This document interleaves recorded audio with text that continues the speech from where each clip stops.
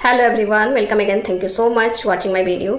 इस वीडियो के माध्यम से आज हम जानेंगे कि नॉर्मल डिलीवरी का क्या कुछ टिप्स होता है या फिर क्या करने ऐसा कुछ करने से नॉर्मल डिलीवरी होने की संभावनाएं बढ़ जाती है।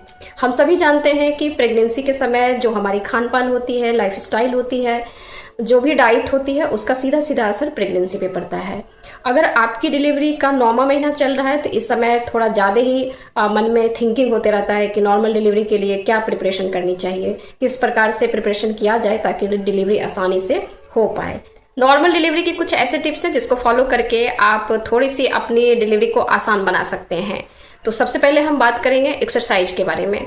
आप प्रेगनेंसी की जब आपकी शुरुआती दौर होती है तभी से आप अपने बॉडी को थोड़ा सा फ्लेक्सिबल बनाने की कोशिश करें ताकि आपका मसल्स जो है वो स्टीफ ना हो, और जब फ्लेक्सिबल मसल्स होगा तो नॉर्मल डिलीवरी होने की संभावनाएं थोड़ा ज़्यादा होती है। इसके लिए आप थोड़ा सा बटरफ्लाई वाली एक्सरसाइज करें या स्क्वाटिंग करें। अगर किसी कारणवश आप एक्सरसाइज नहीं कर पा रहे हैं तो आप सिंपली आप मॉर्निंग में 20 to 30 मिनट्स आप वॉक करें, इससे भी आपको फ़ायदा होगा। सबसे ज़्यादा नॉर्मल डिलीवरी के लिए अपने आप को स्ट्रॉन्ग बनाना बहुत ज़रूरी है, अपने लंग्स को भी मजबूत बनाने की ज़रूरत है। तो आप इसके लिए ब्रीदिंग एक्सरसाइज करें। ब्रीदिंग एक्सरसाइज से आपके लंग्स स्ट्रॉन्ग होंगे। यानी अगर आपकी मेडिकली रिपोर्ट सही है, फिजिकली आप फिट हैं और फिर आपकी बॉडी फ्लेक्सिबल है तो आपकी नॉर्मल डिलीवरी आसानी से हो सकती है।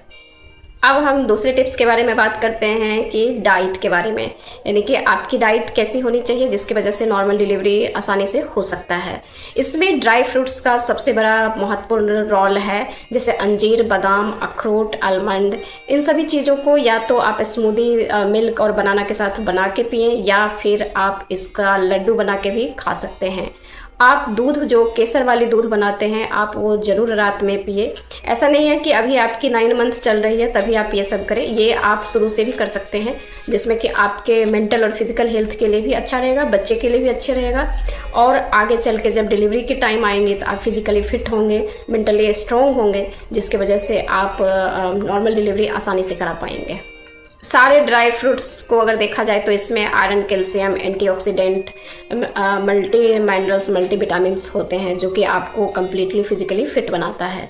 तो आप बिल्कुल भी इस चीज़ को स्किप ना करें। ध्यान रखें कि बाहरी खाना यानी कि जंक फूड, तेलिया खाना आप बिल्कुल भी ना खाएं। इससे आपकी जीआईटी डिस्टर्ब हो सकती है और जीआईटी डिस्टर्ब होने से आपको जितना भी एनर्जी मिलना चाहिए वो डाइट के थ्रू नहीं मिल पाएगा, तो आप फिजिकली स्ट्रॉन्ग नहीं बन पाएंगे।